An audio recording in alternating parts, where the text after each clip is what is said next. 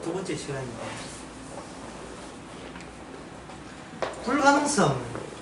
불가능성을 내놓으면 되는데요. 이야기인데, 성도의 특징은 자기 불가능성입니다. 인간이 가장 불가능한 일이, 인간에게 가장 불가능한 일이면 내가 여기 있음을 부정하는 거예요. 이 불가능한 거예요. 오죽했으면 내가 생각한다 바로 여기 있다 이렇게 하겠어요. 내가 여기 있음을 부정하는 거예요. 부정하는 게 이게 제일 인간이 못하는, 인간이 해내지 못하는 거예요. 이 말은 다른 말로 하면 뭐가 어려우냐? 뭐가 어려워요? 내가 나를 무너뜨리는 거예요. 남이 무너뜨리는 게 아니라 내가 나를 무너뜨리는 거예요. 아브라함에게 하나님께 이삭을 주이라 했죠. 제물로 드리라 했죠. 그게 신앙이냐 아니냐에 마지막 그 경계선이 바로 그겁니다. 네가 네 자신을 무너뜨릴 수 있느냐.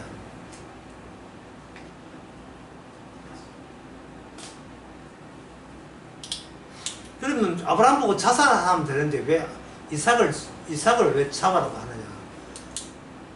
인간이 자살하게 되면 자기가 무너진 게 아니고 여전히 자기가 내가 죽었다는 사실을 본인이 예상하면서 내 손으로 나를 죽였다는 그 사실을 예상하면서 죽음 이후에 그 자기 자아를 그냥 존속하리라고 그렇게 기대를 하게 되어 있어요.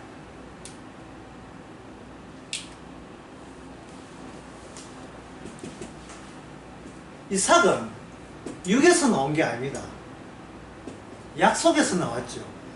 이 말은 약속 받아야 될 인간이 약속 자체를 없애버리라고 이야기하는 것은 약속 받아야 될 이쪽 인간 세계에서는 자살을 하든 무슨 수를 하든 내가 나를 무너뜨리고 내가 부정하는 일은 인간에게는 성사될 수가 없다. 그래서 사망에서 인간은 벗어날 수 없습니다.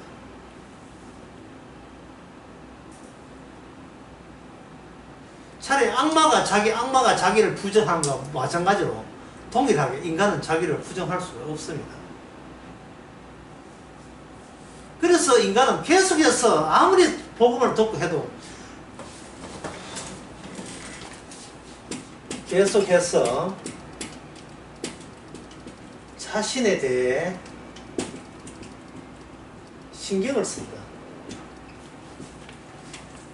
아무리 부자가 되고 아무리 그저 몸이 아프고서 건강하더라도 자기 자신에서 여기 한국 살다가 미국 가도 어디 가도 자기 자신에 대한 신경은 인간이 안 쓰는 사가 없습니다. 의식이 있는 한. 그래서 인간은 자기 자기 신경이 너무나 힘들고 이게 나중에 정신병이 되거든요.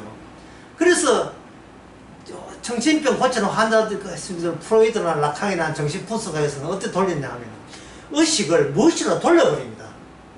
이거는 네가 한 게 아니고 네 무의식이 하는 거다. 네 책임 아니다. 그러니까 너 자신에 대해서 신경 쓰지 마 라고 이렇게 피할 길을 주거든요. 근데 그게 무의식이라는 게 의식에서 떠서 나온 게 아니고 대기 상태에 있어요. 항상 의식으로 올라올 그 지하차고 같은 곳입니다. 이게 떨어져 나간 게 아니에요.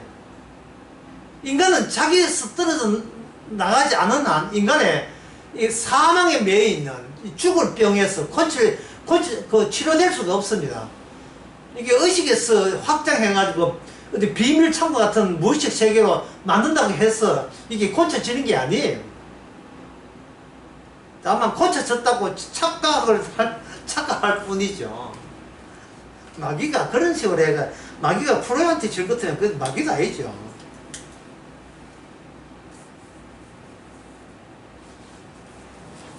그래서 인간은 어쨌든 간에 자기가 신경 쓴다는 것이 이게 보통 큰 무거운 짐으로 다가온 게 아니고 큰 세 뭉치를 짊어지고 가니까 인간들은 진리를 찾기 위해서 뭘 만드냐 하면 점, 이걸 이제 0점이라 하죠. 0점 또는 뭐 같으면 무한소라는 아이디어를 끄집어냅니다. 이게 바로 데카르트의 좌표라는 겁니다. Y축, X축 만난 지점이 뭡니까? 0이 있죠. 0. 어떤 절대 지점을 만드는 거예요. 절대 지점을 만들어 가지고 나는 X는 X의 7, Y에 5 되는 지점에 있다 라는 것을 스스로 자기가 규정을 함으로써 뭐냐면 요 0점과 7, 5 지점 사이에 관계를 이어서 여기서 자기를 확정 지으려고 자꾸 내가 변화하니까 동일성이 아니고 자꾸 변화하니까 자기가 힘들잖아요. 심리적으로 안정적이지를 못하죠. 그래서 과학이나 수학이나 모든 철학은 내가 누구냐를 단정 짓고 확정 짓는 지혜를 얻기 위해서 만든 게 인간의 학문입니다.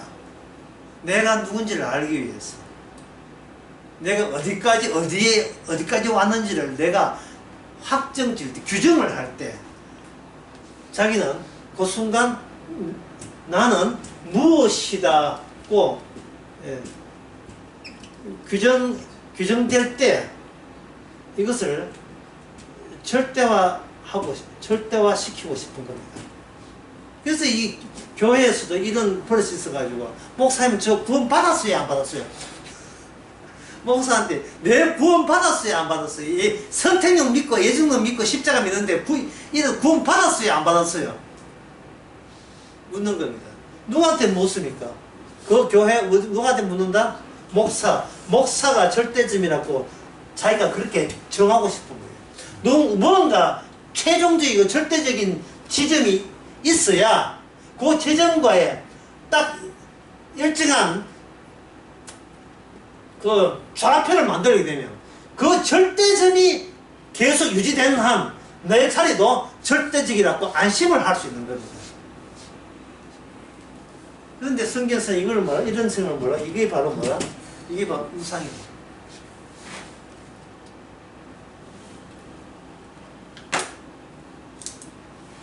근데 여러분 아시다시피 신약에 나오는 성도는 아까 불가능성이 나와야 되겠죠. 신약에서는 이건 성경적으로 원하는 뭐냐면 또 신령한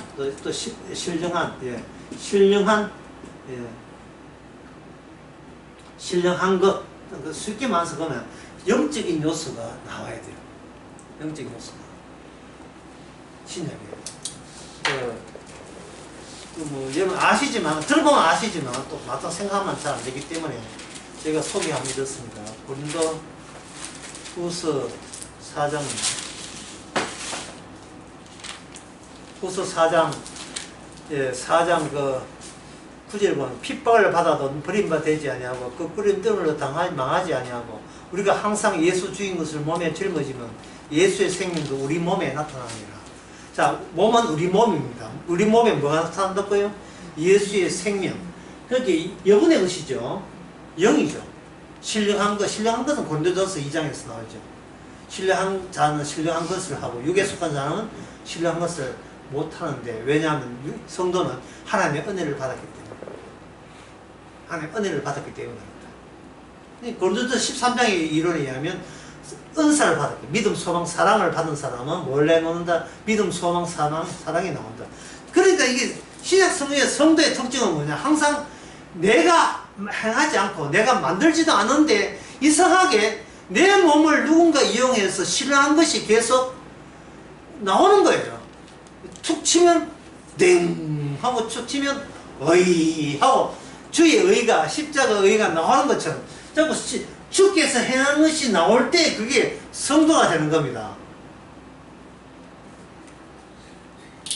이런 무엇을 거부하는 거예요? 내가 확정되기 위해서 내가 믿을 만한 절대적인 요소를 따로 설정할 이런 경우는 없다. 이렇게 되어버리면 이거는 신뢰한 것이 나온 게 아니고 누가 나오면 괜찮은 나가 되어버려요. 이런 논리에서는. 여기 무한소라 하는 건 뜻이지만 쪼개면 결국은 이거는 무한히 작은 것. 맨 점이죠, 점. 무한소, 점. 이게 점에서 해서 사람들은 어디까지 하는 무한까지 확장시킵니다. 제로에서 무한까지 확장시킵니다.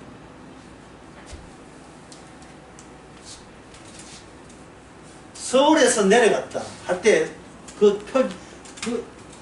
어디를 기준점으로 합니까? 서울로 기준합니다. 서울로 올라갔다. 역시 서울이 기준점이죠. 사람들의 모든 표현은 거기서 기준점이 있어요.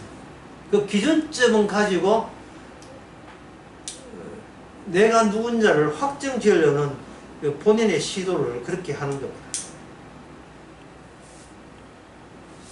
그러면 이제 방금 알았으니까 그러면 6에서 어떤 기준점을 가지고 내가 누구냐를 확정 짓는 6과 아니면 신약에 나온 것처럼 예수님이 죽음이 내가 짊어지면 내 안에서 예수님의 생명이 나온다. 죽음과 생명은 반대잖아요. 근데 죽음은 내 안에 거두게 되면 생명이 나오는 이거 갖고 차이점이 뭐냐?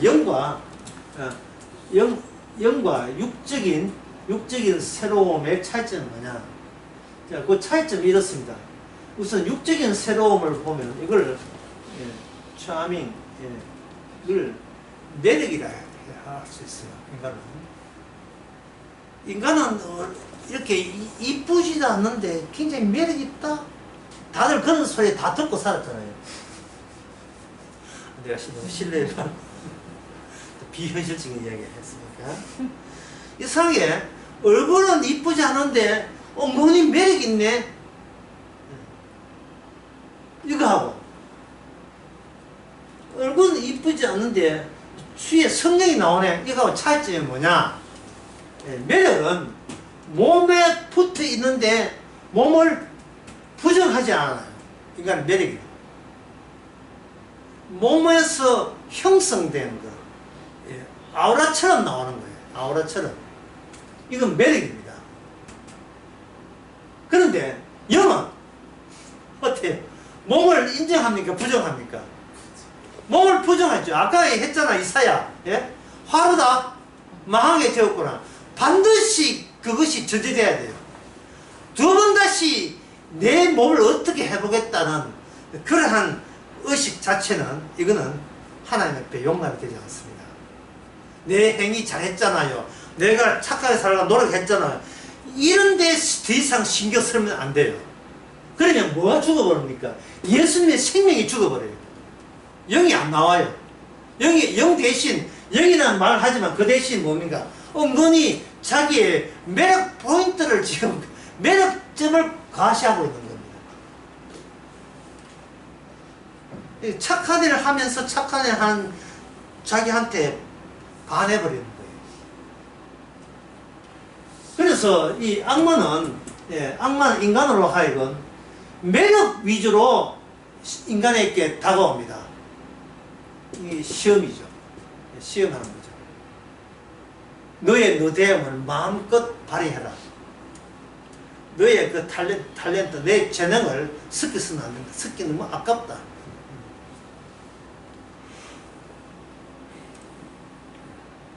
그런데 이게 성령께서는 너의 매력은 주님의 십자가에 방해된다. 네가 네한테 신경 쓰면 쓸수록 가려워지는 것은 십자가의 복음뿐이다. 그렇게 이야기하죠. 그럼 우리가 십자가의 복음을 드러내기 위해서 그 말씀을 지켜야 됩니까? 아니면 주께서 그렇게 해주시는 겁니까? 그렇게 해주시는 거예요. 이게 두 번째 시간에 이제 중요한 핵심이 되겠습니다. 그게 222페이지에 나옵니다. 주의 이름 외에 딴 이름이 성경에 걸리면 안 되거든요.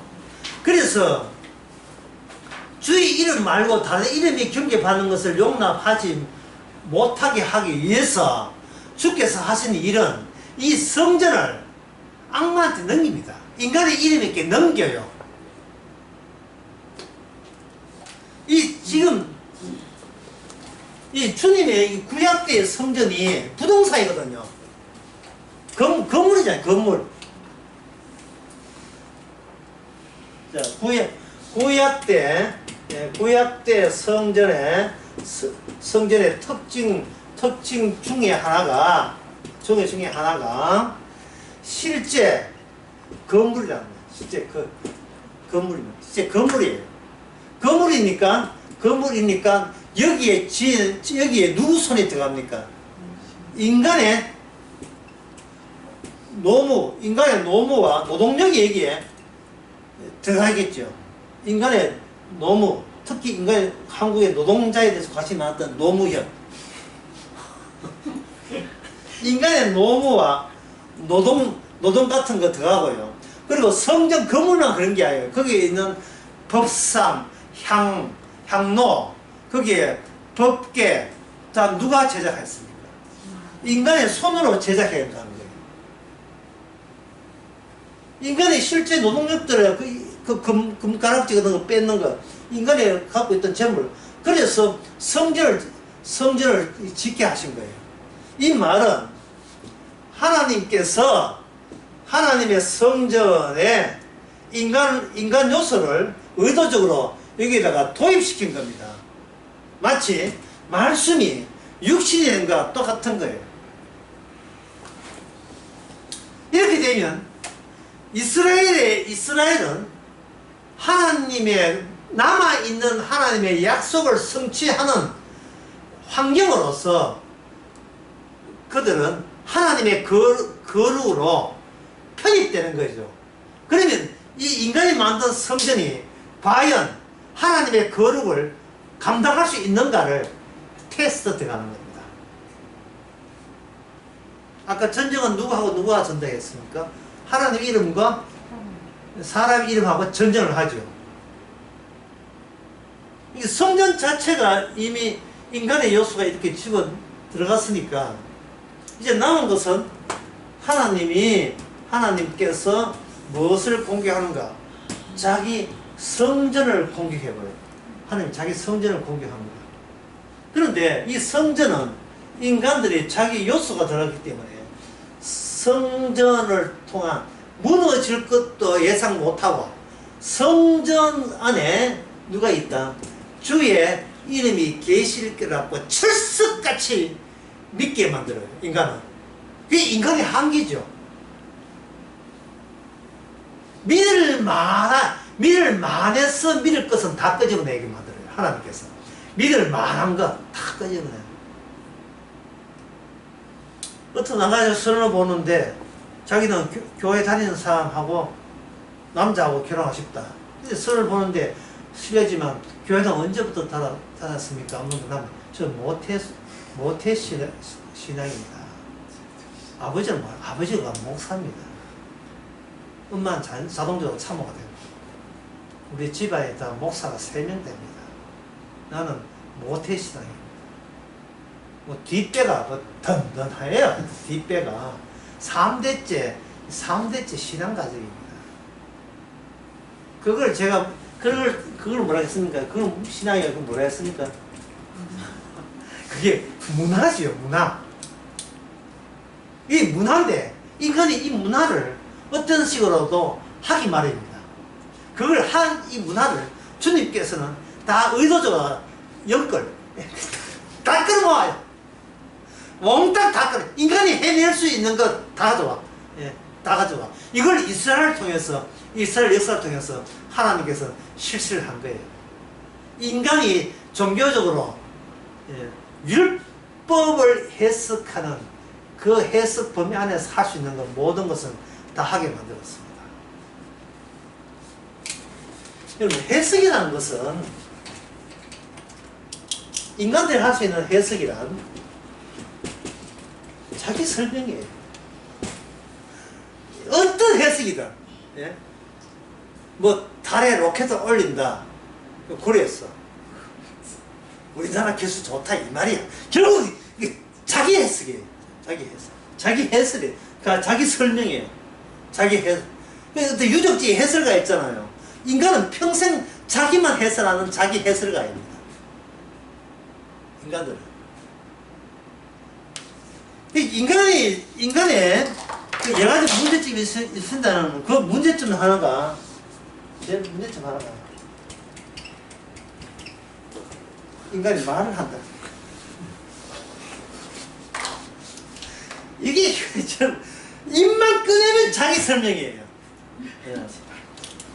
입만 꺼내면 뭐든지 뭐 뜻을 꺼내면 이걸 자기 설명은 내용이 뭐냐? 자기 증명하는 거예요. 자기 존재 증명하는 거예요.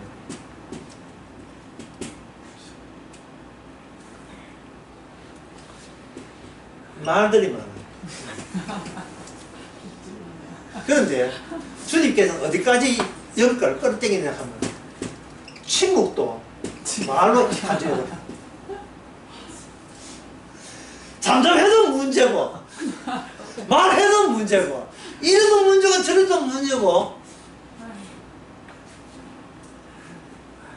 인간에게는 자기 이 사망의 몸에서 해방할 수 있는 어떤 방법도 인간에게는 나올 수는 없습니다.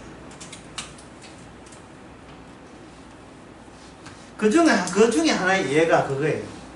모세가 시내산 올라가서 율법 받을 때 자기가 약속의 땅에 못 들어가는 것은 상상도 못했습니다.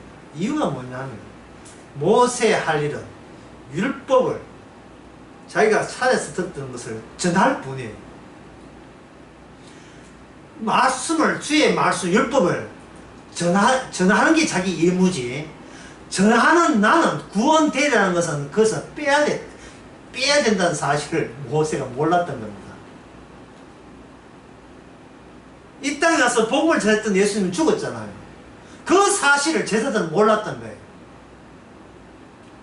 나중에 성령 받고 난 뒤에 제자들이 주께서 필요한 것은 내 목숨이 아니고 우리가 알고 있는 예수님의 복음인가 사실을 제자들도 나중에 성령 받고 알았고 특히 사도 바울이 그걸 알았습니다.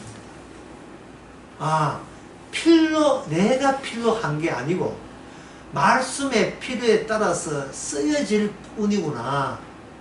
쓰여질 뿐이라는 사실, 그게 중요한 거예요. 어떤 그릇에다 깨진 것에다가 개밥을 담아주면, 요새는 사료지만 개밥을 넣으면 개가 그 그릇에, 사기 그릇에 탐을 냅니까? 하여튼 물 끄면 하여튼 뭐 그거는 없으면 끝났지요. 우리가 왜 그릇이라는 존재를 왜 우리가 자꾸 잊어버려요? 열심히 했으니까 안 잘려야 된다고 생각하는 거예요. 그러나 주님께서는 이미 잘린 자에게 말씀만 얹어서 주의 정인하게 만든 겁니다. 거기에 자꾸 자기를 덤으로 끼일 생각을 하면 안 돼요.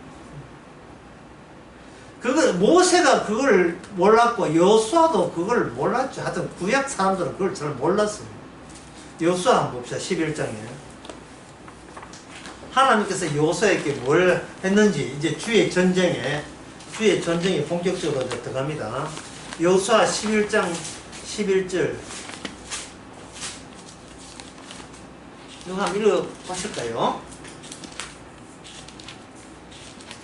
그 가운데 모든 사람을 칼날로 쳐서 진멸하여 호흡이 있는 자는 하나도 남기지 아니하였고 또 불로 팥소를 살렸으며. 예, 감사합니다. 그 12절 여호수아 그 왕들의 모든 성읍과 모든 왕을 칼날로 쳐서 진멸하여 여호와의 종 모세의 명같이 하였으되. 자, 여기서 질문 하나 더 갑니다. 이 호흡 있는 자는 다 남기지 않고 다 죽였는데 그 가운데에서 갓난아이, 막 갓 태어난 갓난아이가 들어있을까요? 안 들어있을까요? 들어있죠. 갓난아이까지 다 죽여야 돼 있어요. 아말렉 같은 경우 갓난아이 다 죽여야 됩니다. 남자 여자까지 다 죽여야 돼요. 그러면 인간의 의식 속에서 갓난아이가 지은 죄를 찾을 수 있는 인간의 의식이 있습니까? 없습니까? 인간 의식은요, 선악 의식이기 때문에 죄 지은 거 보고 그 경중에 따라서 처벌하는 그것이, 그걸 가지고 뭐라고 보냐 하면 이걸 가지고 정의는 살아있네, 살아있어. 정의는 살아있다는 거예요. 비록 약해도 언젠간 정의는 꽃을 피운다. 참고 인내하면 이 세상은, 정의는 반드시 승리한다. 참고 반드시 승리한다. 이게 인간 세계의 무슨 희망, 종교, 지실처럼 통하고 있습니다. 이거 맞습니까?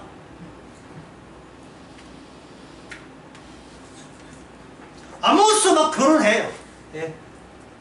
정의, 강처럼 정의가 흐른다. 해가지고. 예. 그래서 나온 단체가 정의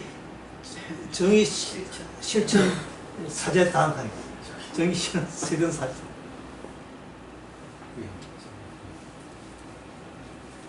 죽음 속에서 살아있는 것은 아무것도 없습니다. 왜냐하면 그 자체가, 사망 자체가 사망이기 위해 필요한 재료들이고, 그런 사례들이기 때문에 그래요.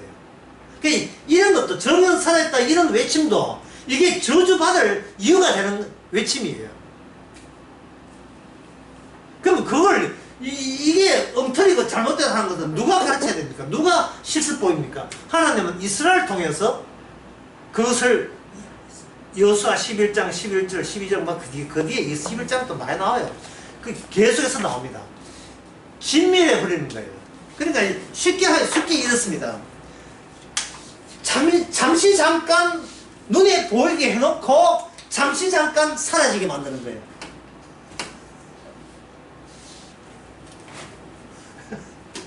뭔가 잠깐 있다가 없어져야 이 세상이 엉터리다.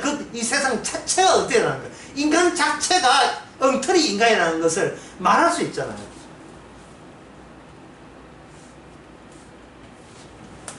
자, 그러면 그 일을 하는 자가 누구냐? 이스라엘이거든요. 이스라엘 통해서 여호수아 같은 경우에.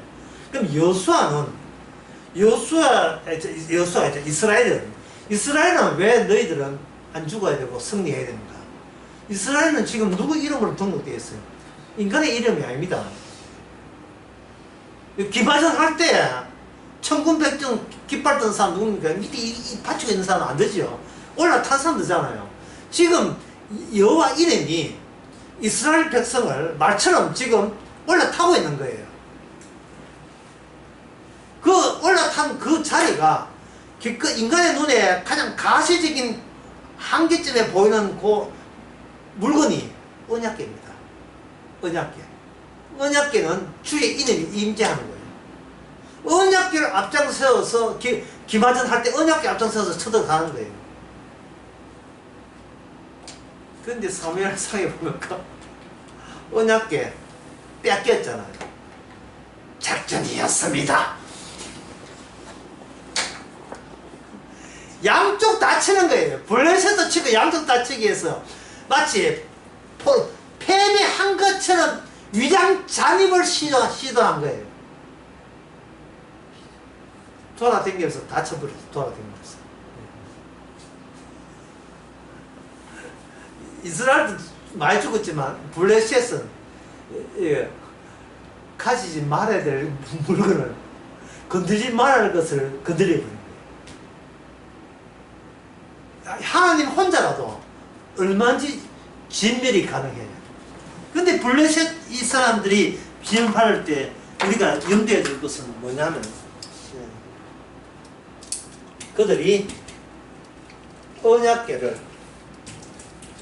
소지했다는 겁니다.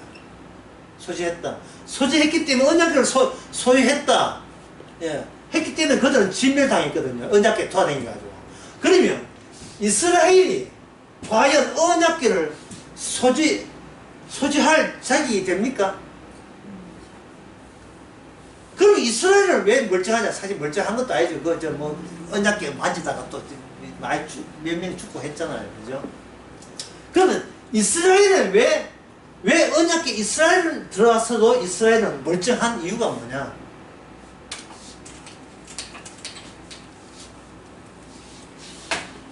그것은 이스라엘은 한꺼번에 통으로 잡기 위해서 언약궤에다가 주께서 추가 작업이 계속돼요. 언약궤에다가 솔로몬 때 뭘 짓느냐는 성전을 짓게 만들었어요. 그 전에 다윗이 준비는 다윗이 다 해놓고 짓기는 솔로몬이 지었거든요. 다 지을 때 전에 그 이야기 했는데요. 여기 몇 페이지나 하면은 그거 했죠. 221페이지에 지난번에 했죠. 위에서 제일 위에 다윗은 자신의 백향로 풍전에 사는 것을 법계에 있는 공간보다 더 월당히 호사스럽고 우수한 환경이겠다. 저 백향령 풍전에 있는 자신과 천막 안에 있는 법궤에 사는 것을 상호 비교될 수 있는 동등한 아주 주체란 주체란 어려움을 사용했어요. 자, 여러분들이 오늘 공부했으니까 다시 한번 생각해 봅시다. 자, 주체가 뭐냐? 나라가 뭐냐? 나가 뭐냐? 저 앞에서 어떤 절대점을 규정을 해놓고 그 다음에 나라고 자기를 규정할 수 있는 거예요. 그러면 이 절대점에 대해서 다윗은 이 절대점이 누구라고 했어요? 여호와의 이름, 주임을 했죠. 이게 다윗이 실수한 거예요. 이게 다윗의 한계입니다. 왜 그러냐면 성전은 없어지기 위해서 지어진다는 사실을 다윗은 몰랐습니다. 나는 여러분 왜 태어났어? 없애기 주께서 없애주려고 여러분들 이 땅에 태어나게 했습니다. 어떤 사람은 70년 태어난 70년 된 사람도 있어요.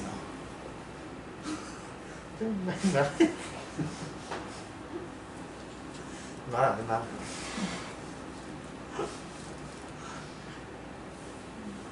없어지기 위해서 태어난 거야. 그러면 내 절대점에다가 나를 규정하기 위해서 절대점과 연결시키면 안 되겠죠. 예수님 계시면 저는 행복하겠어요. 이런 식으로 연결하면 안 되겠죠. 안 된다 이 말이죠. 나를 없애기 위해서 지금껏 평소는 죄는 다 지어야 되는 거예요. 나를 위한 정의는 살아있잖아요.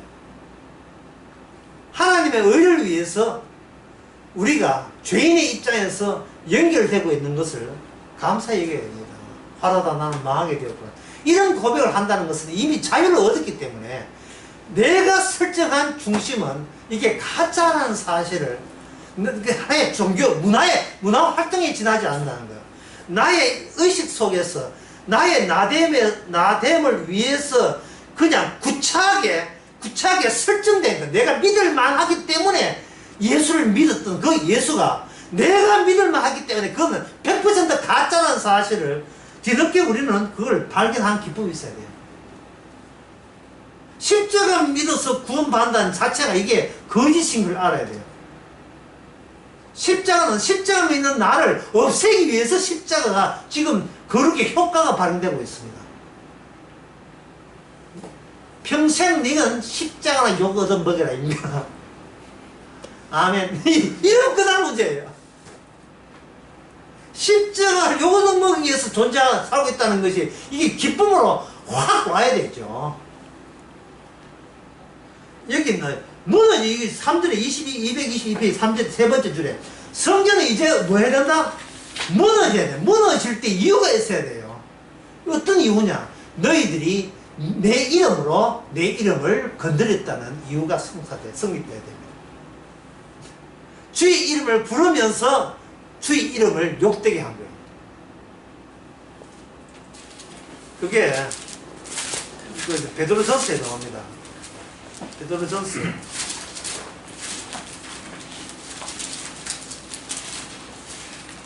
5장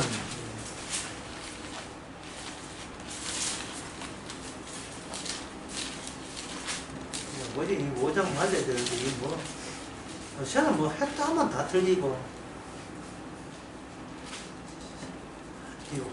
5장 4장입니다. 4장 17절 한번 크게 읽어보세요. 하나님 집에서 심판을 시작할 때가 되었나니 만일 우리에게 먼저 하면 하나님의 복음을 순종치 아니하는 자들의 그 마지막이 어떠하며. 심판이 어디서부터 시작된다 했습니까? 하나님의 지혜에서 교회에서부터 심판이 되는 거예요. 이거는 당연한 절차입니다. 왜? 구약을 되풀이 하기 때문에. 구약 되풀이 하는 거예요.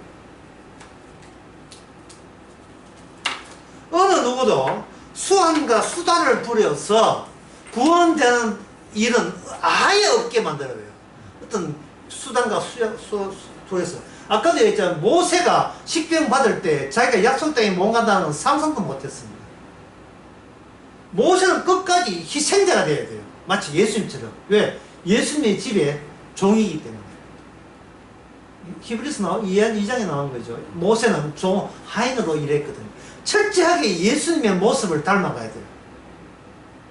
그 12제자나 사도 바울 포함해서 12제자가 결코 호강하면서 이 땅에 호강하면서 산 적이 없어요. 일은 잘 됐는데 본인이 세상적으로 어떻게 현혹할 만한 그 매력을 느끼만 어떤 인생은 그들에게 허락한 적이 없습니다. 그것을 요한복음 21장에서 그걸 뭐라고 하냐면 이렇게 되어 있어요. 여러 번 했는데요. 예. 베드로보고 하는 띠띠고 너가 원하지 않는 인생, 원하지 않는 길로 가야 돼요. 원하지 않는 길. 이거는 십자가에서 예수님이 아버지한테 내 뜻대로 내 원대로 마옵시가 똑같은 거예요. 너가 원하지 않는 길. 철저하게 주님께서는 나에게 신경 쓰지 않도록 해버린 거예요. 어떻게 어디서 망하는지 객사하든지 굶어 죽든지 전혀 네가 신경 쓸 입장이 못 된다. 왜? 너는 원래 망하도록 이 땅에 태어났기 때문에 그걸 안다면 너는 이미 네 안에서 예수의 생명이 나온 거예요. 예수님의 생명이 나온 거예요.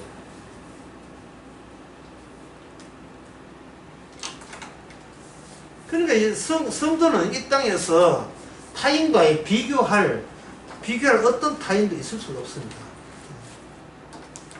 처음에 있듯이 이 거룩은 굉장히 강력하고 극단적으로 거룩은 위험합니다. 그 거룩의 위험 앞에서 살아날 자는 아예 없어요. 그게 인간으로서는 당해야 될 당연한 조치입니다. 거룩 앞에서 누구도 못 삽니다. 그걸 이사야가 봤거든. 꼭 모르는 게 무시한 것이 용감하다고. 거룩을 맛보지 못한 사람들 큰 소리 치는데 이 시대의 거룩은 뭐냐 하면 바로 천사 나타나는 것이 아니고 십자가입니다. 십자가 나타나서 십자의 최종적 거룩, 십자가의 거룩 앞에서 이 나라에 지혜 있는 용감한 임금이나 지도자도 십자가의 지혜, 십자가에서 최종적인 진리를 발견하지 못했습니다. 그 똑똑한 사람들도 많은 자문기구, 천하의 지혜로운 자들이 왕들 앞에, 임금들 앞에 있었지만 그들은 생각이 똑같았어요. 죽이세요. 똑같았지.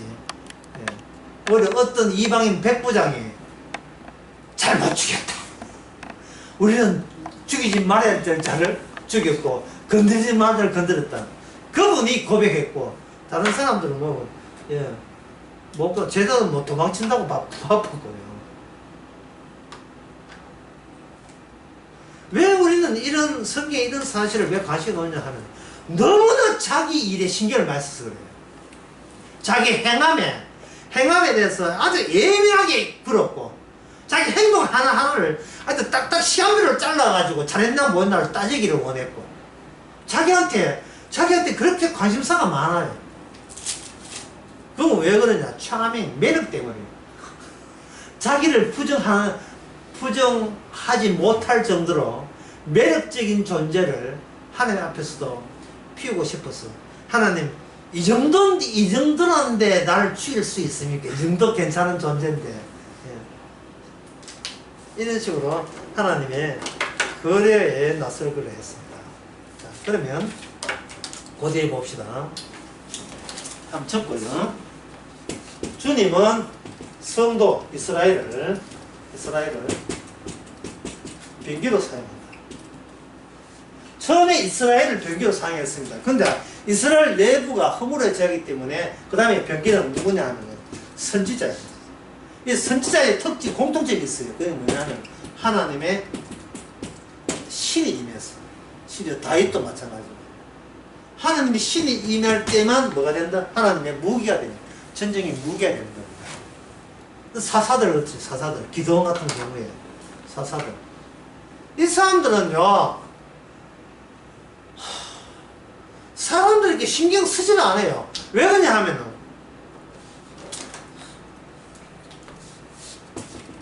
자신에게 신경 쓰지 않기에 타인에게도 신경 쓸 이유가 없지요.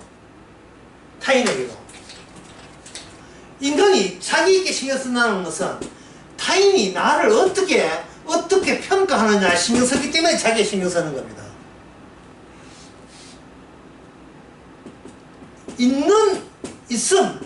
있는 자기이기 때문에 신경 써요. 만약에 내가 하나님이 나에 대한 목적은 나를 있게 만듭니까? 없게 만듭니까? 나를 없애게 만든다면 내가 없는 동시에 내 안에 들어있던 타인의 시선도 없는 동시에 타인들도 같이 날아가 버려요. 타인들도. 누구세요?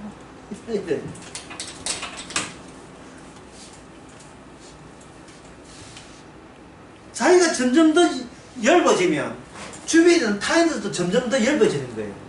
그걸 반대로 하게 되면 남이 점점 더 의식한다는 말은 남이 의식되는 게 아니고 나에 대해서 신경을 배나 더 쓰고 있다는 뜻으로 보면 돼요. 내에 대해서. 요즘 주름이 쭉 끼더라. 눈꺼풀이 눈 수술해버려요, 이거. 신경을 많이 쓴다 하는 것은 그만큼 타인들에게 신경을 많이 쓰고 내 안에 있는 타인들에게 신경 거슬리지 않게 만든다. 내가 나의 눈치 보고 살아가는 그런 형편에 어떤 놈이 남한테 예속된 게 아니고 누구한테 예속됐어요. 내가 내한테 예속됐으니까 뭐 끝은 뭐 자살이지 뭐. 내가 내한테 예속된 거예요.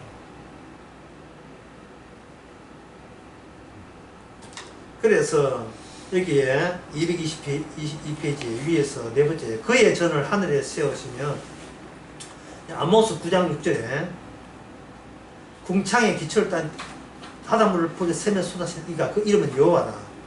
이 여호와가 여호와가 222페이지 분명히 여기 성전이거든요. 근데 220 밑에 있어.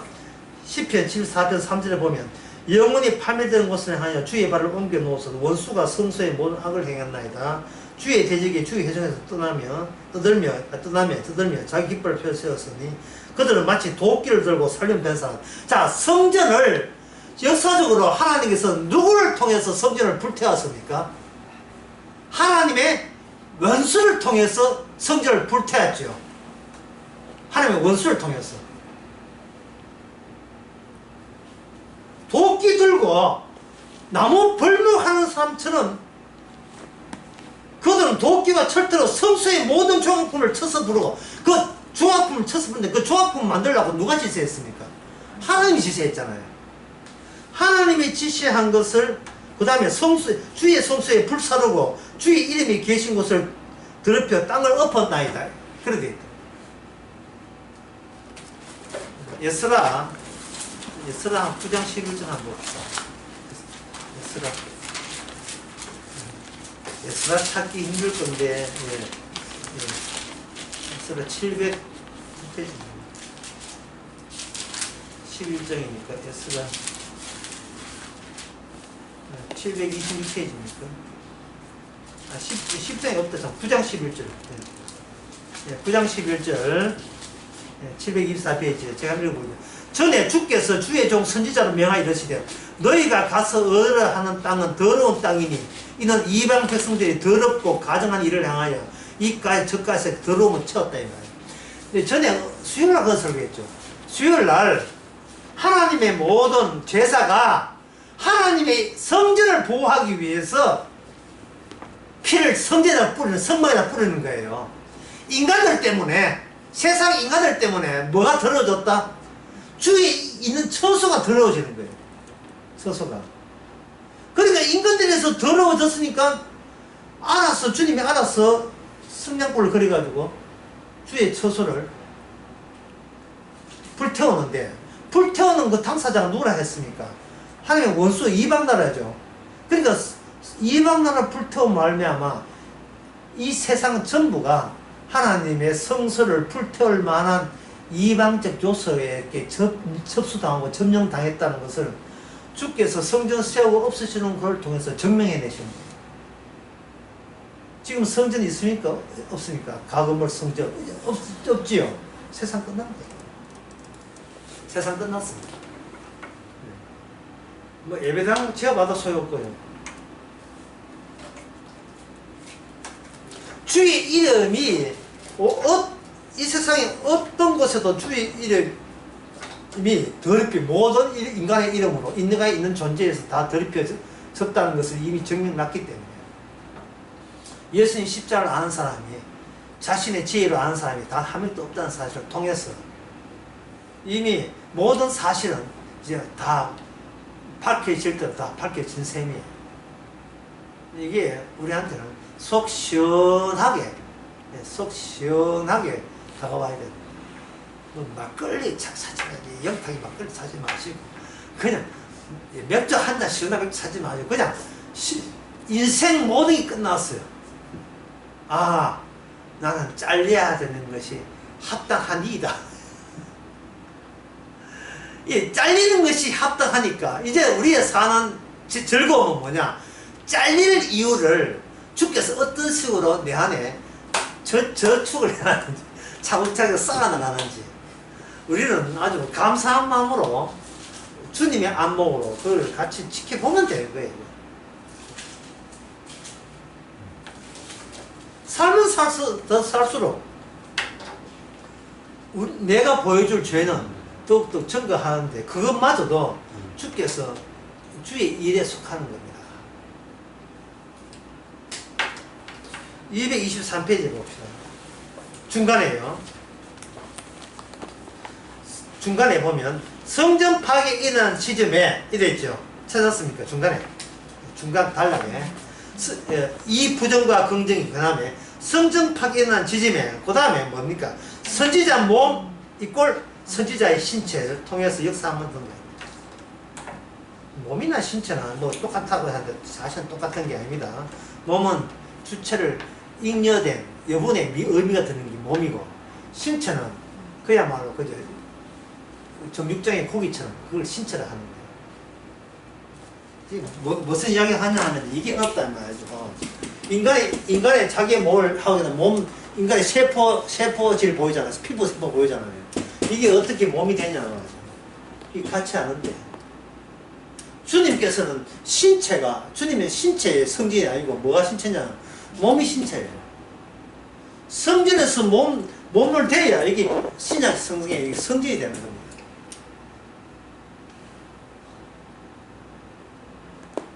인간의 신체는 인간이 주장하는 몸이라 하는 것은 이게 죽을 몸이기 때문에 이게 근육질 돼요. 근육질 신체가 된다.